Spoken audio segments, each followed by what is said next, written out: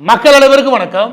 நேற்று அல்லுமா தீவிரவாதி பாஷா அவன் தான் கோயம்புத்தூருடைய தொடர் குண்டுவெடிப்புக்கு காரணம். 1998 நடந்த தொடர் குண்டுவெடிப்புக்கு மிக முக்கிய மூளையா செயல்பட்டது இந்த அல்லுமா தீவிரவாதி பாஷா. இவன் நேற்று செத்து போயிட்டான். செத்து போனதுக்கு இங்க திருமாவளவன் ஆரம்பிச்சு சீமான வரைக்கும் அவன் என்னமோ பெரிய போராளி மாதிரி இவனுக்கு போட்டிருக்க ட்விட்டர் பார்த்தீங்கன்னு வச்சுக்கவே பெரிய கடுப்பு. இதை கோயம்புத்தூர் மக்கள் கூடுதலாக கவனிங்க, தமிழக மக்கள் அதை எடுத்துக்காட்ட கவனிங்க. அது என்னன்னு கேளுங்க. திருமாவளவன் என்ன போட்டிருக்காரு அப்படின்னா, 1/4 நூற்றாண்டுக்கு மேலாக சிறையில் தன் வாழ்வையே பறி கொடுத்த பாஷா அவர்கள், அதுவும் கோயம்புத்தூர் பாஷா. ஏன் அல்லுமா தீவிரவாதி பாஷா போட்டா ஆவாதா? நான் என்ன கேட்கிறேன்னா, 1/4 நூற்றாண்டுக்கு மேல இந்த தமிழ் ரொம்ப அவசியம். 25 வருஷத்துக்கு மேல ஜெயில இருந்து தன் வாழ்வை பறி கொடுத்தாரான். இவனால அன்னைக்கு ஒரு 58 பேர் செத்து போனாங்களே, அவன் வாழ்வில் எப்படி பறி போச்சு அதான் தெரியாது உனக்கு. அதுக்கு மேல ஒரு 200க்கும் மேற்பட்ட குடும்பம் நடுத்தருக்கு வந்துச்சு. இறந்தது எல்லாம் அப்பாவி மக்கள். அன்னைக்கு இறந்து போனாங்களே அவங்களா எப்படி? அவங்களா யாரு? இவனால இறந்து போனீங்களா? அதுக்கடுத்து அடுத்த வரைக்கும் அதுனா அவர் மட்டுமின்றி அவரோட சித்தி மகன் சித்திக்கு வேற அதில் கஷ்டப்படுறாரு. இஸ்லாமியர்களுக்காக, இது ரொம்ப முக்கியம், இஸ்லாமியர் நலனுக்காக அவங்களுடைய பாதுகாப்புக்காக தன்னோட குடும்பத்தையே தியாகம் பண்ணாராம். யாரு? இந்த அல்லுமா தீவிரவாதி. இப்படி இந்த விஷயம் இருக்குல்ல, எது இந்த குடும்பத்தையே தியாகம் பண்ண, தன்னவே தியாகம் பண்ணான்னு எல்லா தீவிரவாதிக்கும் சொல்லாண்டா. இது ஒரு வார்த்தையான்னு கேட்குறேன். தீவிரவாத வேலை பண்ணிட்டு போய் இஸ்லாம் நாடு ஒழிகிற, இது எவ்வளோ பெரிய அசிங்கம். இந்த அசிங்கத்தை திருமாவளவன் அப்படியே பெருமையாக வேற போடுறீங்க. அல்லுமா தீவிரவாதிக்கு இவ்வளோ என்ன வக்காலத்துன்னு நான் கேட்குறேன். இந்த ஊரில் எப்படி ஆகிப்போச்சு அப்படின்னா, எங்கே ஓட்டு கிடைக்கும், எந்த பக்கத்து ஓட்டு அடர்த்தியாக இருக்கு, அவன் என்ன தப்பு செஞ்சாலும் பரவாயில்ல, அவனை குளிர் வைக்கிறதுக்கு நம்ம என்ன பண்ணலாம், அது ஒரு பக்கத்து. இன்னொரு பக்கத்து எப்படின்னா, இதெல்லாம் என்ன வெளிப்பாடு கேளுங்க. என்னன்னா, அன்னைக்கு குண்டெடுப்புக்கு காரணமே அத்வானி வந்தது தான். அதாவது பிஜேபியுடைய முக்கிய தலைவரான அத்வானி அவர்கள் இங்கே வந்திருந்தாரு. அவர் போட்டு தள்ளுறது தான் இவங்க பிளான் பண்ணாங்க. அங்கெங்கே குண்டுவெடிப்பு நடந்து வச்சுக்கோங்க. இவங்களுடைய எண்ணம் என்ன அப்படின்னா, பாஜகவுக்கு எதிராக அந்த குண்டுவெடிப்பு நடந்துச்சுல, அப்போ அது போராளிகள் செஞ்ச குண்டுவெடிப்பு இப்படி ஆகிட்டாங்க. அதாவது இவங்களுடைய பாஜக எதிர்ப்பு மனநிலைன்றது எது வரைக்கும் போயிருச்சு அப்படின்னா, மக்களை குண்டு வச்சு கொண்டாலும் பரவாயில்ல, அவனை கொண்டாடலாம். இந்த உணர்வே இல்லாமல் செத்த பெண மாதிரி மக்கள் தயவுசெய்து இருக்காதீங்க. இதெல்லாம் ஒரு கேவலப்படுத்தலையும் கேவலம். ஆனால் நடந்த இன்சிடென்ட்ல சில நினைவு கூற பாருங்க, அப்போதான் அதோட வழினா என்னன்னு தெரியும். அதுவும் முக்கியமாக யங்ஸ்டர்ஸ் இருக்காங்க பாரு, யாரு இளைஞர்கள் இருக்கீங்க பாருங்க, கொஞ்சம் கேளுங்க. அது என்ன அப்படின்னா, இவங்க எங்கெங்க குண்டு வச்சாங்கன்னு கேளுங்க. எங்கெங்க குண்டு வச்சாங்கன்னா, வெறும் பஜாரா பார்த்து வச்சாங்க. பிக் பஜார்ல அந்த கடைக்குள்ளே கூட வச்சாங்க. அந்த கடைக்குள்ள வைக்க வச்சாங்க. 4 பேர் போய் பொருள் வாங்கிட்டு இந்த வந்துடும் எங்களுடைய பேக்கை பார்த்துக்கோன்னு சொல்லிட்டு அந்த சேல்ஸ்மேன் இருப்பாங்களே, அந்த பொண்ணு பக்கத்தில் வச்சுட்டு போயிட்டாங்க. பொண்ணு பக்கத்தில் வச்சுட்டு போனதுக்கப்புறம் அது வெட்டு செதறி அங்கேருந்து சேல்ஸ்மேன்லாம் காலி. அங்கே ஒரு 8லேருந்து 10 பேர் செத்தான்னு வச்சுக்கோங்க. நீ போய் ஒரு ஷாப்பிங் மாலில் அங்கே யார் வருவா? தீவிரவாதி வருவேன், இல்லாட்டி ஏதோ கட்சிக்கார வருவானா? மக்கள் வர இடம், அவன் மக்கள் வர இடத்துல அப்பாவி மக்களை கொல்லணும்னு நினைச்சிருக்க. இதெல்லாம் ஒரு கேவலமான செயல் இல்லையா? நீங்களே சொல்லுங்க. இதே மாதிரி இன்னொரு இடத்துல வெடிக்காம பிடிச்சாங்க. அது என்னன்னா, இந்த பழக்கடை வண்டி இருக்குல்ல, ஊட்டிட்டு போவோம்ல, அந்த வண்டியில இருந்து ஜெலட்டின் குச்சி எடுத்தாங்க. அந்த வண்டியில பழத்தை வாங்குற எவனா இருப்பான், பழம் விற்கிறவன் எவனா இருப்பான்? நீங்களே யோசிங்க. இவங்க புத்தி எப்படி இருக்குன்னு. இந்த மாதிரி இவங்க தேடி பிடிச்சி வச்ச இடம் இருக்கு இல்லையா, அதை இடத்த லிஸ்ட் பண்ற கேளுங்க. உக்கடம் பகுதி, அந்த பக்கத்தில் பஜாரு, ஷாப்பிங் மாலு, பிக் பஜாரு, ராணி ராவுத்தர் ஸ்ட்ரீட்ல நெருக்கடியான இந்த மாதிரி ஸ்ட்ரீட் இல்லையா, அந்த ஸ்ட்ரீட்ல வச்சானுங்க.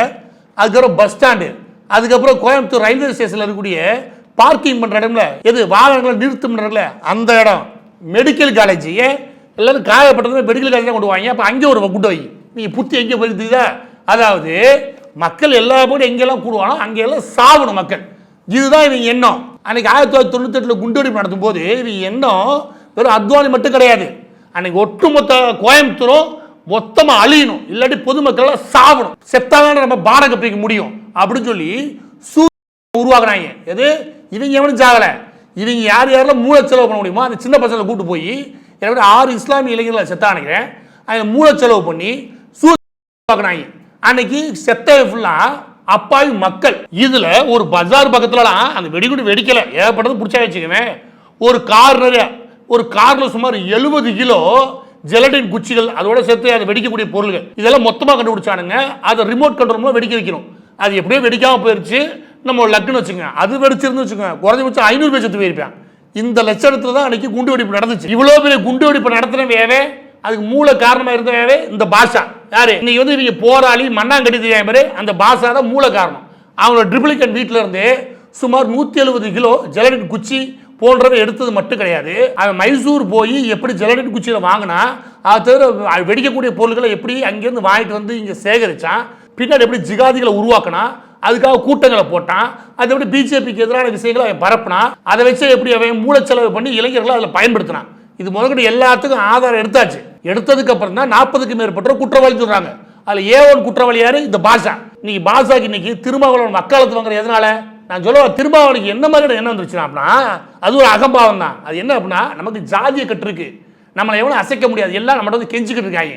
எனவே நம்ம யாரை வேணா ஆதரிக்கலாம். இஸ்லாமிய கட்சிகள் இருக்குல்ல அதெல்லாம் சேர்த்துக்கிட்டு நம்ம என்ன வேணா பண்ணலாம். நம்மளோட அடர்த்தி இருக்குல்ல அதோட சேர்த்து இஸ்லாமிய ஒரு 15% ஓட்டு இருக்கு, நம்ம எவனையும் பயமுறுத்தி பார்க்கலாம். இப்படின்ற ஆணவ புத்தி தான் இருக்கு, அகம்பாவம் உச்சத்தில் இருக்கு. இதுக்கு பிறகு அடக்கப்பட்ட ஒடுக்குமட்டலுக்கான குரல் வந்துடாங்க. தயவுசெய்து நீங்களும் ஜாதி வெறி கூட ஒரு ஜாதி கட்டோட ஆதிக்க மனப்பான்மையை செலுத்துறீங்க இந்த சமூகத்தில். அதுவும் எங்க வரைக்கும் போயிட்டீங்க? ஒரு அல்லுமா தீவிரவாதி 58 பேர் சாகிறதுக்கும் 250 குடும்பம் நடுத்துறதுக்கு வர்றதுக்கும் 200க்கும் மேற்பட்டோர் தன்னுடைய உடல் பாகங்கள் இழக்கிறதுக்கும் காரணமான ஒரு அல்லுமா தீவிரவாதிக்கு நீ வக்காலத்து வாங்குறேன்னா நீ அரசியல்வாதியே கிடையாது, நீ ஒரு இன்னொரு பெரிய மோசமான சமூக விரோதி. இப்போ இவங்க எப்படி உருட்டுவாங்க தெரியுமா? அதை பாருங்க. அந்த கேஸில் என்ன நடந்து போச்சு தெரியுமா? அவர் அப்பாவிங்க பிடிச்சிட்டு போயிட்டாங்க. அவர் வீட்டிலேருந்து அது கண்டுபிடிச்சாங்க பாருங்க. அது அவர் வாங்கவே இல்லைங்க, இவங்களே கொண்டு வச்சாங்க. அதை சுற்றி பார்த்தீங்கன்னு வச்சுக்கோங்க, அவர் அந்த மக்களுக்காக குரல் கொடுத்துருந்தார். யார்? இஸ்லாமிய மக்களுக்காக குரல் கொடுத்துருந்தாருங்க. இவங்க எப்படி பிம்பம் உருவாக்குவாங்கன்னா அவர் செய்த குற்றம் குற்றமே அல்ல, அவர் செஞ்சது ஒரு விஷயத்துக்கான எதிரொலி அப்படின்னு மாற்றுவாங்க. இன்னொரு பக்கத்து அவர் செய்யவே இல்லைன்னுவாங்க. இன்னொரு பக்கத்து ஒரு அப்பாவி இளைஞர்களை தண்டிக்கிறான்வாங்க. அப்படி சூழ்ச்சியான வரலாறு மக்களை குழப்புவாங்க. நீங்கள் சமீபத்தில் கவனிச்சு வச்சுக்கோங்க, இந்த ஊரை கூட கேவலமான ஊர் எதுவுமே கிடையாது.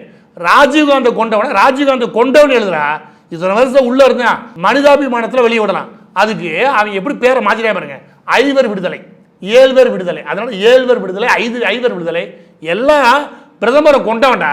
அப்போ ராஜீவ்காந்தி கொலையாளிகள் எழுதுங்களா? அதை எழுத மாட்டாங்க. யாரு? நம்ம செய்திகள்லாம் இவங்கெல்லாம் ஒரு கூட்டு சதியில் ஒன்றா வேலை பார்க்குறது. இதெல்லாம் ஒரு கேவலம் இந்த சமூகத்தில் எதுவுமே கிடையாது. நான் சொல்கிறேன், இதெல்லாம் ஓப்பனாகவே கண்டிச்சுட்டு போயிடணும். இதெல்லாம் நீங்கள் கண்டிக்கலன்னு வச்சுக்கவே, அன்னைக்கு 58 பேர் இருந்தா பாரு, அதில் உடல் சிதறி பீஸ் ஆனா பாரு, அது உங்கள் மகனுக்கும் என் பிள்ளையும் கூட நடக்கும். ஏன்னா இப்படி அரசியல்வாதி இங்கே இருக்கான். அவன் என்ன பண்ணுறான்? எவன் செத்தாலும் பரவாயில்ல, எந்த தீவிரவாதி உள்ள வந்து எது வந்தாலும் பரவாயில்ல, அவன் நம்ம ஆதரிச்சோம்னா நம்மளால ஒரு வலுவாக காட்டிக்க முடியும். நமக்கு ஒரு ஓட்டு வங்கி இருக்கு அப்படின்னா அந்த ஓட்டு வங்கிக்காக நம்ம எதுவும் செய்யலாம். இந்த பாடத்தை கற்றுக் கொடுத்தது வேறு எவரும் கிடையாது, சாட்சா இந்த கருணாநிதி தான். கருணாநிதி தான் இந்த கோயம்புத்தூர் குண்டுவெடிப்புக்கு காரணமான நபர்களை அவங்களுக்கு தண்டனை அறிவிக்கிறாங்க. அடுத்த 3 வருஷத்தில் நன்னடத்தையின் காரணமாக, எப்படி நன்னடத்தையின் காரணமாக தீவிரவாதிகள் 10 பேர் விடுதலை போயிட்டாங்க. யாரு? கருணாநிதி. என்னன்னு சொல்லி அண்ணா நூற்றாண்டு விழா, அண்ணா நூற்றாண்டு விழான்னு கைதிகளை விடுதலை பண்ணுற பேரில் அன்னைக்கு கோயம்புத்தூர் குண்டுவெடிப்புக்கு காரணமானவங்கள விடுதலை பண்ணாங்க. அன்னைக்கு அந்த கருணாநிதி பண்ண வேலையில் கொஞ்சமாக நமக்கு புத்தின்னு இருந்தா, நான் மக்களை சொல்கிறேன், கொஞ்சமாக புத்தின்னு இருந்தா அந்த திமுக ஏன்னா ஓட்டு போடுவானா? நான் கேட்குறேன், ஏன்டா அத்தனை குடும்பத்தை நடுத்தருக்கு கொண்டு வந்தாங்க, நாடகமாக போடுறீங்க. ஒரு இஸ்லாமியரோட ஓட்டு, இஸ்லாமிய அடிப்படைவாதிகளோட ஓட்டு வேணும்னா நீ எவனை வேணா விடுதலை பண்ணுவியா அப்படின்னு மக்கள் கேட்டுக்கணுமா இல்லையா? கொஞ்சம் கூட வெக்கமே இல்லாமல் எப்படி இந்த திமுகவுக்கு ஓட்டு போடுறீங்க? இதை கோயம்புத்தூர் மக்களே சொல்லலை, ஒட்டுமொத்த தமிழ்நாட்டுக்கே சொல்கிறேன். கொஞ்சமாக கூச்ச வேணாமா? நமக்கு ஒரு உண்மை கண்ணுக்கு எதிராக தெரியுது, இவ்வளோ அப்பட்டமாக தெரியுது. இஸ்லாமியர்களோட ஓட்டு வங்கிக்காக நாங்கள் என்னமும் செய்வோம் அப்படின்னு நீங்கள் தெரியுறாங்கன்னா கொஞ்சமாக நமக்கு உரைக்க வேணாம். இது எந்த மாதிரி நாடு போய்கிட்டு இருக்குது, என்ன மாதிரி சமூகத்தை கொண்டு விடுவாயின்னு. இதோட பாதிப்புன்றது 200 குடும்பம் சம்பந்தப்பட்டது மட்டும் கிடையாது. அதையும் தாண்டி பெங்களூரு ஒரு நகரம் இருக்குல்ல, இன்னைக்கு அந்த நகரம் வளர்ந்ததுக்கு காரணமே இந்த தொடர் குண்டுவெடிப்புக்கு அப்புறம் தான். அன்னை வரைக்கும் எல்லாராலுமே விரும்பப்பட்ட இடம் எது அப்படின்னா கோயம்புத்தூர் தான். கோயம்புத்தூருக்கு முதலீடுகள் தீவிரமாக வந்துக்கிட்டு இருந்த நேரம், அப்போ தீவிரமான வளர்ச்சியில் இருந்த நேரம். அந்த நேரத்தை பார்த்து இந்த குண்டுவெடிப்பு நடந்துச்சுல, பெரிய முதலீடுகள் அடுத்த 17 வருஷம் கோயம்புத்தூர் நோக்கி வரல. அது நோக்கி வந்துக்கிட்டு எல்லா முதலீடுகளுமே பெங்களூர் நோக்கி திருப்பினானு. யாரு? அன்னைக்கு இந்த காங்கிரஸ் கவர்மெண்ட் எல்லாருமே சேர்ந்து வச்சுக்கவேன் அவ்வளோ பெரிய இழப்பீடு நம்ம சந்திச்சிருக்கோம். இந்த நிலைமைக்கு நாம குறைஞ்சபட்சம் இந்த தொடர் குண்டுவெடிப்பு நடக்கல வச்சுங்க, 15% தமிழ்நாட்டுடைய வருவாய் கூட தான் இருக்கும். அதாவது இன்றைக்கி நம்ம 2.25 லட்சம் கோடிக்கு நம்ம ஒரு பட்ஜெட் போகிறோம்னு வச்சுங்க, எனக்கு தெரிஞ்சு அது 3.5 லட்சம் கோடிக்கு மேலே பட்ஜெட் போட்டு இருக்கணும். ஏன்னா அது தொடர் குண்டுவெடிப்பின் காரணமாக ஒரு அசாதாரணமான சூழ்நிலை உருவாகுது. அங்கே முதலீடுகள் வர்றதுக்கு அச்சமடையுது. இது புரியுது அவசியம் நமக்கு. ஒரு குண்டுவெடிப்புன்றது ஒரு மதம் சம்பந்தப்பட்டதோ, ஒரு பார்ட்டி சம்பந்தப்பட்டதோ, ஒரு சில மக்களின் இறப்பு சம்பந்தப்பட்டதோ கிடையாது. அதையும் தாண்டி அந்த ஒட்டுமொத்த மண் இருக்கு இல்லையா, அது யாருக்கு ஆதரவாக நிற்கிது, அது எப்படியான மண்ணுன்றது சர்வதேச அளவில் கூடிய முதலீட்டாக கொஞ்சமாக யோசிப்பேன். இப்படி தொடர்ந்து குண்டுடுச்சுன்னா எவனா வந்து இங்கே முதலீடு பண்ணுவானா நான் கேட்குறேன். இதனால எந்த அளவுக்கு பாதிக்கப்பட்டது கோயம்புத்தூர் ஒரு அறிவு வேணும். இது மாதிரி மற்ற இடங்களில் நமக்கு எப்படியான பாதிப்பு வரும்னு அறிவு வேணும். இந்த அறிவுலாம் வச்சுக்கவே இதுக்கு காரணகர்த்தாவா பின்னாடி இதை ஓட்டு வங்கிக்காக பயன்படுத்தக்கூடிய கட்சிகளாக இவங்க எவனுக்கு நீங்கள் ஓட்டே போட மாட்டீங்க. அதில் முதல் யாருக்கு ஓட்டு போடக்கூடாது? திமுக காரனுக்கு. ஏன் அந்த தீவிரவாதிகளை விடுதலை பண்ணுறதுக்கு அண்ணா நூற்றாண்டு விழாவை பயன்படுத்துகிறான்னா இவன் யார்? இந்த பதிவோட இறுதியாக சொல்ல வேண்டிய விஷயம் என்ன அப்படின்னா, இந்த பாஷாவுக்கு இவங்க இரக்கம் காட்டுற மாதிரி ட்விட் போடுறது, அஞ்சலி செலுத்துறது இல்லையா, இந்த மாதிரி தீவிரவாதிகளுக்கு அஞ்சலி செலுத்தினா வச்சுக்கவே இன்னொரு பேர் இருக்கிற வழி என்ன தெரியுமா? அன்றைக்கி இறந்தவர்களுக்கான பிரச்சனை மட்டும் கிடையாது. இன்றைக்கி இந்த பாஷா பார்த்து நாளைக்கு 10 பாஷா உருவாகனா இல்லையா? ஓ இவங்க தான் ஹீரோ போல அப்படின்னு யாரும் நினைப்பலாம் இல்லையா? இன்றைக்கி இளைஞர்களுடைய தப்பான வழிகாட்டியாக ஒருத்தனை இவங்க உருவாக்குறாங்களா இல்லையா? நீங்களே சொல்லுங்கள். இவனை மாதிரி ஆளுகளை நீங்கள் உண்மையிலே ஒரு பெரிய போராளியாக நீங்கள் இளைஞர்களுக்கு காமிச்சுன்னு வச்சுக்கவேன், அவன் மனசில் என்ன ஆசையை உருவாக்குறீங்க? நாமளும் இந்த மாதிரி ஒரு போராளியாக மாறணும் அப்படின்னு உருவாக்குறீங்களா இல்லையா? எனவே தீவிரவாதம் எந்த அளவுக்கு மோசமானதோ அதை விட ரொம்ப ரொம்ப மோசமானது அதை தூண்டி சக்திகளாக இருக்கக்கூடிய இந்த மாதிரி அரசியல் கட்சிகள். அதையும் நம்ம கொஞ்சம் புரிஞ்சுக்கணும்.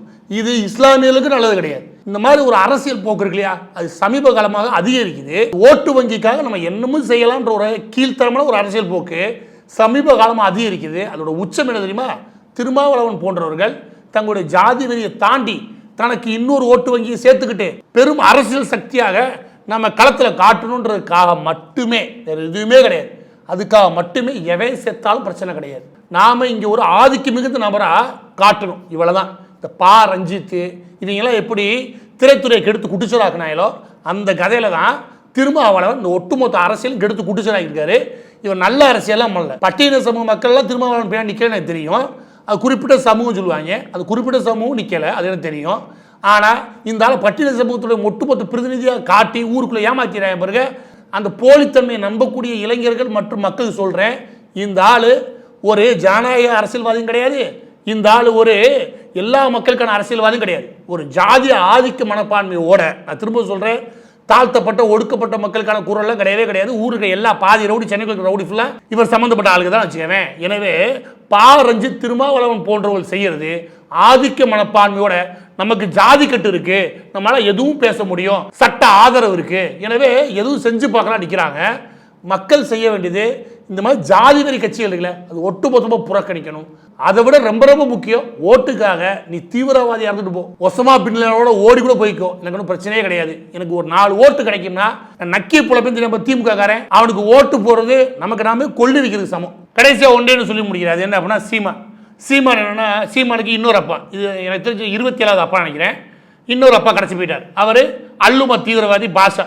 அவர் அப்பான்னு போட்டு போடுறையே, நான் கேட்குறேன், இவன் அப்பானா இந்த செத்து போற பிள்ளைலாம் இவையெல்லாம் நீ என்னன்னு சொல்லுவேன்? இவன் குடும்பத்தில் என்ன சொல்லுவேன்? அந்த குழந்தைய போது இறந்துருக்குது, அவன் குடும்பத்தில் இருக்கிற அப்பாக்கள் என்ன சொல்லுவேன்? என்ன பதில் சொல்லுவேன்? இவங்க என்ன நினைச்சுக்கிட்டு இருக்காங்க இவங்க? அதில் நான் சொல்ல வேண்டிய விஷயம் தெரியுமா, இந்த சீமாவோட அப்பா இருக்கார்ல, புது அப்பா, யாரு? செத்து போன பாஷா, அல்லுமா பாஷா. அந்த ஆள் ஊரில் தட்டாத கோர்ட்டே கிடையாது, எல்லா கோர்ட்லையும் போய் எனக்கு பெயில் தாங்க நின்னாரு. லாஸ்ட்ல சுப்ரீம் கோர்ட்டு போனாப்ல, சுப்ரீம் கோர்ட்டில் போய் என்ன சொன்னாங்க? இதே கதை தான், இவ்வளோ வருஷமாக நாங்கள் ஜெயிலில் இருக்கோம், நீங்கள் எனக்கு கொஞ்சம் பெயில் கொடுங்கன்ட்டாங்க. இந்த வழக்கு சல்மான் ருஷ்டியை கொண்டு வராங்கன்னா, இந்த சல்மான் ருஷ்டிக்கு சம்பளம் எவ்வளோ தெரியுமா? ஒரு ஹியரிங்க்கு 20 லட்ச ரூபா, 20 to 30 லட்ச ரூபா கேட்பான் காங்கிரஸ்காரன் நினைக்கிறேன். அந்த ஆளை கூட்டி வந்தாங்க இங்கே சுப்ரீம் கோர்ட்டுக்கு. கூட்டு வந்து வாதாடும் போது சுப்ரீம் கோர்ட்டு ஜட்ஜை என்ன கேட்டார், என்ன கேஸ் அப்படின்னு, தொடர் குண்டுவெடிப்பு, எவ்வளோ பேர் இறந்து போனாங்க? 58 பேர். எவ்வளோ பேர் காயமடைஞ்சாங்க? 200க்கும் மேற்பட்டவர். எவ்வளோ ஷாப் எங்கெங்கெல்லாம் வச்சாங்க வரிசையாக லிஸ்ட் பண்ணான்னு வச்சுக்கவேன். இந்த ஆள் 25 வருஷம் உள்ள இருக்க பிரச்சனை கிடையாது, எனக்கு 58 பேர் இறந்து போனானே, அதை பற்றி என்ன பேசுகிற? இந்த ஆளுக்கு பெயில்ன்றது கொஸ்டினே கிடையாது, கிடையவே கிடையாது, ஓடி போண்டாய். எது சுப்ரீம் கோர்ட்டில் வெறும் 6 மாதம் முன்னாடி அடிக்காயிட்டு இருந்தாங்க. இதுதான் சீமான் அப்பா, புதிய அப்பா. எது இந்த அல்லுமா பாசா இருக்கால, அவன் லட்சணம். சுப்ரீம் கோர்ட்டை பெயில் 25 வருஷத்துக்கு அப்புறமா ரிஜெக்ட் பண்ணி தூக்கி எரிஞ்சிச்சு. அதாவது அந்த அளவுக்கு இவங்க பாவம் பண்ணவனுங்க. கொண்டது ஃபுல்லாக கொஞ்சம் கூட கூச்சமே இல்லாமல் எங்கெங்கெல்லாம் மக்கள் கூடுவாங்களோ அங்கே வெடி வச்சு கொண்டுட்டு 25 வருஷத்துக்கு அப்புறம் வந்து கொஞ்சம் 25 வருஷமா ஜெயிலில் இருக்கும், சோறு தின்று தானே இருக்க, அப்புறம் நான் பெயில் வேண்டியிருக்கும், ஓடி போனாலும் இவங்க அப்பனை பற்றி விட்டாங்க. இந்த அளவுக்கு அசிங்க பிடிச்சி செத்து போயிருக்காரு, இந்த அளவுக்கு பாவம் படி செத்து போயிருக்கேன். இவனை அப்பேன்னு சொல்றியே, உனக்கு ஓட்டு போடுற அந்த கூட்டத்தில் நினைச்சு நான் வெக்கப்படுறேன்.